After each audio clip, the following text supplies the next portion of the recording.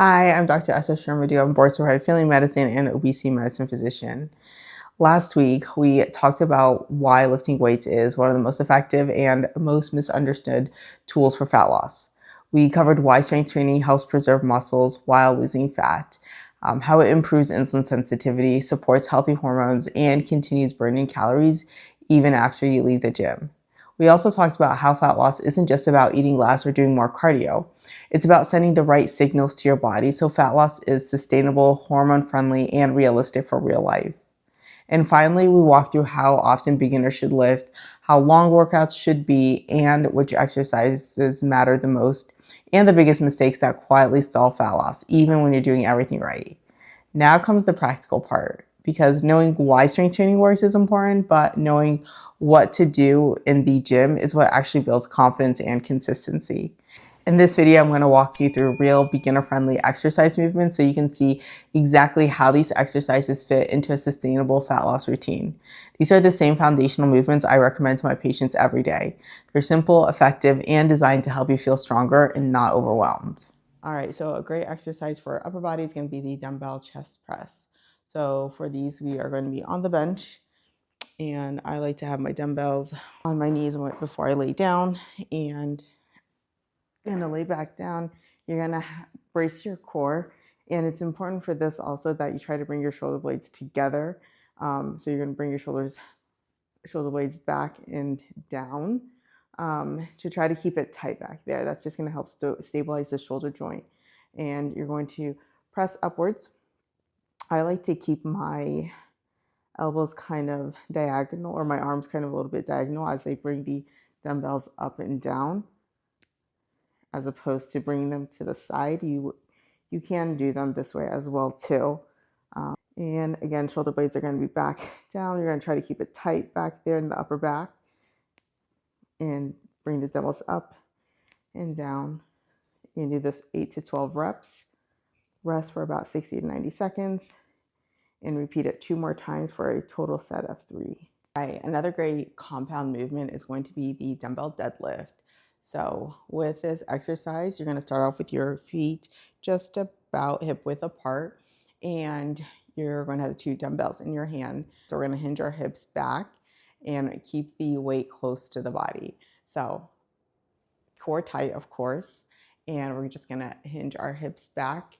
Back is going to stay straight. We're going to look up, and the dumbbells are staying close to our body. And we're going to bring them up. Again, dumbbells staying very close to the body, and we're going to squeeze at the top. So again, core tight, dumbbells close to the body, hip backwards or back, and we're just going to keep the dumbbells close to the body, squeeze at the top. So hips back, looking up, back straight, core tight, and squeeze at the top. Again, lots of cues, lots to remember. But as you do these, they will get easier, and you'll be able to pick up on the cues and just do them naturally. Slow is better than fast, slow and controlled, so that you can do this correctly and not injure yourself. Again, we're going for 8 to 12 reps for 3 sets, resting 60 to 90 seconds in between, as long as it takes or you feel like it needs for you to recover.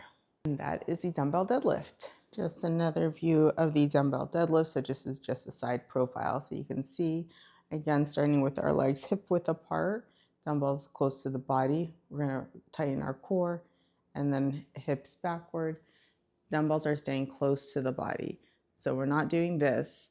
We're keeping them close to the body. You want to be brushing your legs up and down as you do these, and squeezing at the top.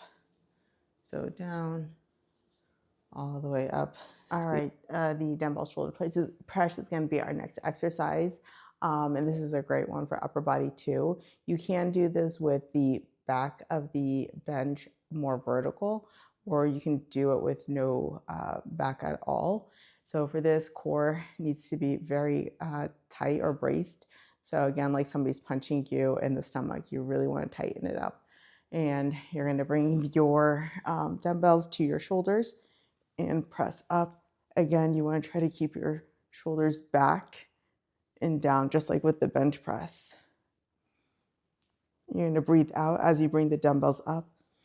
Breathe in through your nose as you bring them down. A great core exercise is going to be the plank, and there's different variations of doing this. So first variation is you can do them from your knees, kind of like the push-up.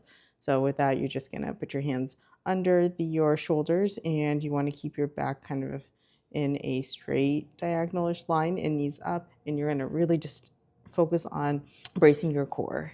So really tightening it up, again, like somebody is going to punch you. And you want to try to focus on your breathing when you do this. Breathing in through your nose, out through your mouth. Hard to do it when you're talking. And sometimes, you'll start off just kind of taking small, shallow breaths and eventually kind of work to breathing normally with these. And then next progression would be to take it up from your feet. Again, holding really tight, squeezing your glutes as you're doing this. And then from your forearms. Core tight, squeezing your glutes. Holding this for 30 seconds, 45 seconds, a minute, working your way up in time. And then you'll rest for a minute and repeat.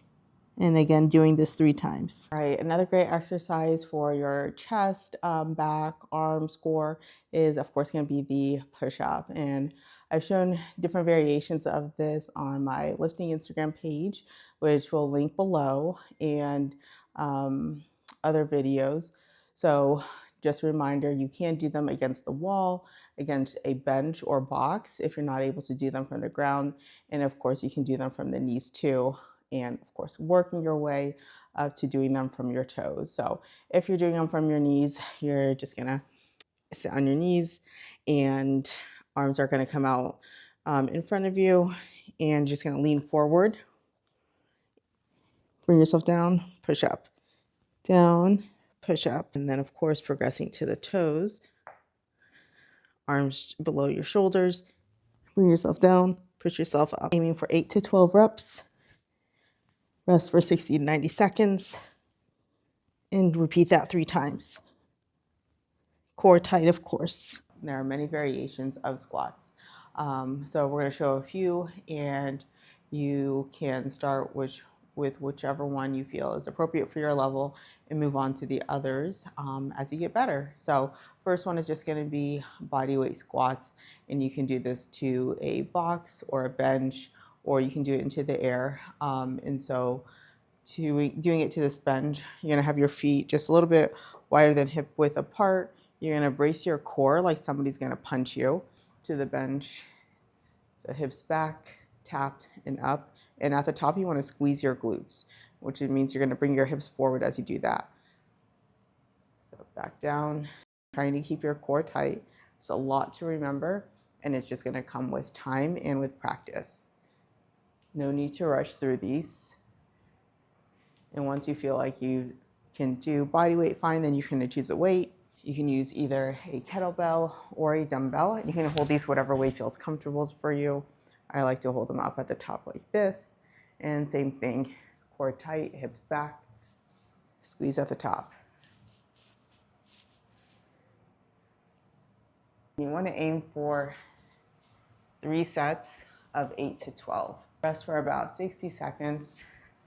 And then do your other set. All right, dumbbell step ups. These are another great exercise for the legs, glutes, and for the core. There's different variations that you can do with these, but we're just gonna stick to stepping forward and then stepping back down.